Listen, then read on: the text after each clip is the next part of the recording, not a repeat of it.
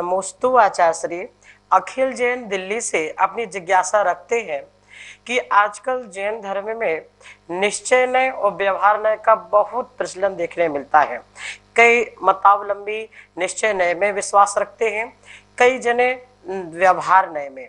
तो यहाँ पर जिज्ञासा ये बनती है कि दोनों नय सही हैं या दोनों गलत? कृपया समाधान करें भगवान। जैन आगम जो है वो स्यादवाद की अपेक्षा से चलता है। देखो, नए जो हैं वो स्यादवाद के ही भेद हैं।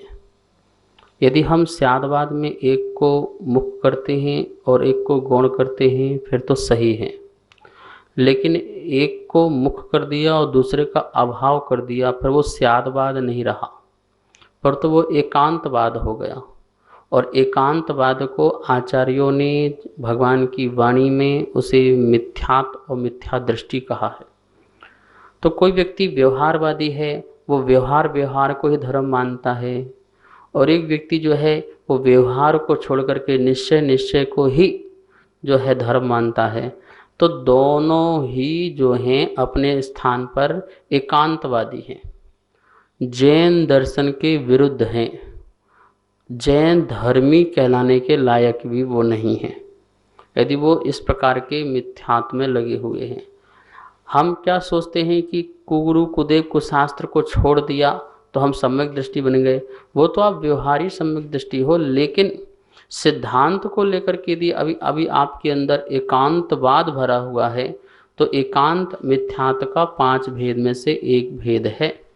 अहित अगृहित जो मिथ्यात्व है, ये 5 प्रकार के मिथ्यात्व तो अगृहित हैं, जिसके कारण व्यक्ति अनादि से संसार में भटक रहा है, अपनी धारणा को शुद्ध नहीं कर पा रहा है, सम्यक नहीं कर पा रहा है।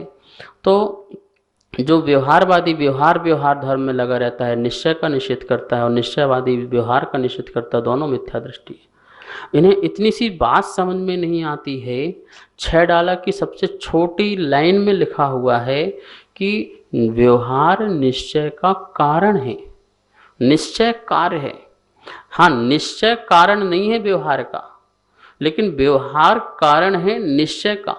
इसलिए निश्चय में भी पहुंचने के लिए व्यवहार का अवलंबन, व्यवहार का साधन का उपयोग किया जाता है। ऊपर की मंजिल में जाने के लिए सीढ़ियों की आवश्यकता होती है। सीढ़ी जो है हमारा लक्ष्य नहीं है, लेकिन बिना सीढ़ी के भी कभी लक्ष्य तक पहुंचा नहीं जाता है। इसी प्रकार से बिना व्यवहार 28 मूल क्या है? व्यवहार ही तो है। मुनि बनना, ये निर्गंथ अवस्था धारण करना व्यवहार ही तो है। इसके माध्यम से जो शुद्धोपयोग प्रकट करें वो मेरा निश्चय है।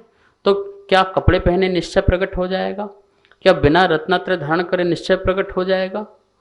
क्या बिना आडंबर छोड़े, राग द्वेष छोड़े हुए निश्चय प्रकट हो जाएगा?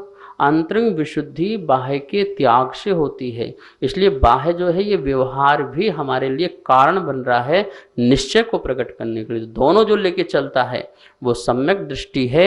वही जैन धर्म में सच्चा श्रावक, सच्चा श्रमण, सच्चा सम्यक दृष्टि है, बाकी सब मिथ्या दृष्टि है। नमोस्तु आचार्य श्री।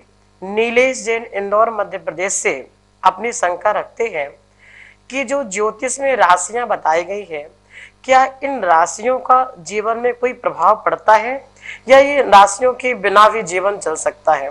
इस संदर्भ में कुछ समझ नहीं आता, कृपया अपना मार्गदर्शन प्रकट करें भगवान। 12 प्रकार की राशियां होती हैं और 4 गतियां होती हैं जहां जीव जन्म लेता है। हर गति में जीव अपना जन्म ले रहा है, अपना जीवन यापन कर रहा है, कर्म उदय के अनुसार अपना जीवन जीता है।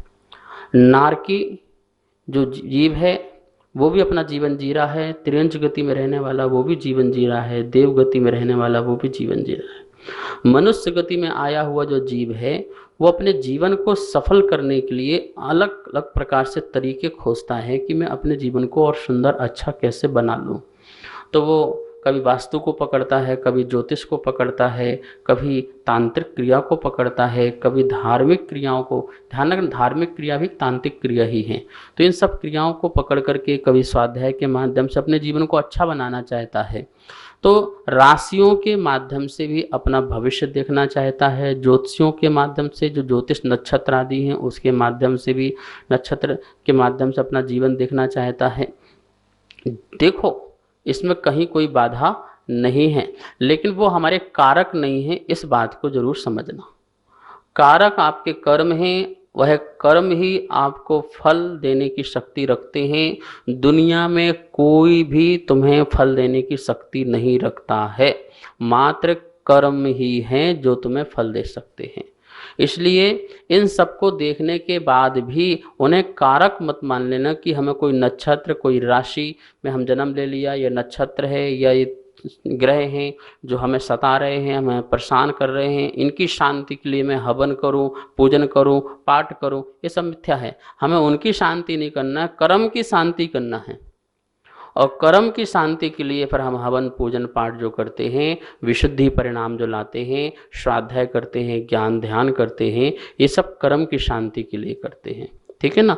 तो जो निमित्त हैं, निमित्त के माध्यम से हमें कुछ ज्ञान होता है तो हमें उसमें सतर्कता लाना चाहिए, सजगता लाना चाहिए और अच्छा जीवन बनाने के लिए प्रयास करना चाहिए। ये सिर्फ और सिर्फ हमारे लिए मील के पत्थर के जैसे ही हैं, जैसे वो हमें साइन बोर्ड बताता है दुर्घटनाग्रस्त पुलिया है तो आराम से चलें। तो हमें इस प्रकार से इन नक्षत्रों और राशि माध्यम से हमें जीवन के बारे में पता चलता है, तो हम उस अनुसार कार्य करें, बस इतना ही इनका काम है, इसके अलावा और कोई दूसरा काम नहीं है। तो ज्योतिष शास्त्र अनुसार राशि का प्रभाव, ग्रह का प्रभाव जो है, ये प्रभाव बताया गया है, लेकिन प्रभाव उनका नहीं है, प्रभाव अपना कर्मों का होता है। नमोस्तु आचार्य भगवान। सची जैन लखनऊ से अपनी शंका रखती है कि उपसर्ग और परिसर दो शब्द हैं, क्या ये दोनों एक ही चीज हैं या दोनों में अंतर है? कृपया इस विषय पर अपना मार्गदर्शन दें भगवान। पूर्व कर्म के उदय से जो दुख आते हैं वो उपसर्ग कहलाते हैं, और वर्तमान के पुरुषार्थ पूर्वक जो दुख लाए जाते हैं वो परिचय कहलाते हैं। परिचय दुख लाए जाते हैं और दुख ला करके देखा जाता है कि आत्मा की मेरी शक्ति कितनी है जो मैं इसे सहन कर सकूं। जैसे भूख, क्षुधा एक परिचय है। मुझे भूख लग रही है तब भी मैं उसको भोजन को त्याग कर रहा हूँ, तो वो क्षुधा नाम का परिचय लाया गया है, कर्म के उदय से नहीं आया। वो मेरा वर्तमान का पुरुषार्थ है, मैं दुख को सहन कर सकूं। और एक है जो उपसर्ग हो रहा है देवी देवताओं के द्वारा, तिरंचों के द्वारा या अन्य किसी भी प्रकार से। जैसे कर्म का उदय आया तो बाल आ गया, अंतराय हो गया, तो वो हम उसे उपसर्ग ले लें कि कर्म का उदय आया, वो दुख आया, तो उस दुख को भी सहन करना। तो जो दुख आया उसे सहन करना, जो दुख बुलाया उसे सहन करना, ये दोनों में इस प्रकार का अंतर है। सभी को सादर जय जिनेंद्र। पूज्य गुरुदेव के द्वारा नित्य आप सभी की शंकाओं का आगम के अनुसार समाधान किया जा रहा है, जो कि पारस चैनल के माध्यम से पूरे विश्व में प्रसारित हो रहा है। आप भी अगर इस पावन पूर्ण अवसर को कमाना चाहते हैं और इसके भागीदारी बनना चाहते हैं तो एक दिन के लिए 2100 रुपये और एक महीने के लिए 11,000 रुपये की राशि देकर अपना नाम पारस चैनल के माध्यम से प्रसारित करा सकते हैं और आप भी पुण्यार्जन कर सकते हैं। जय जिनेंद्र।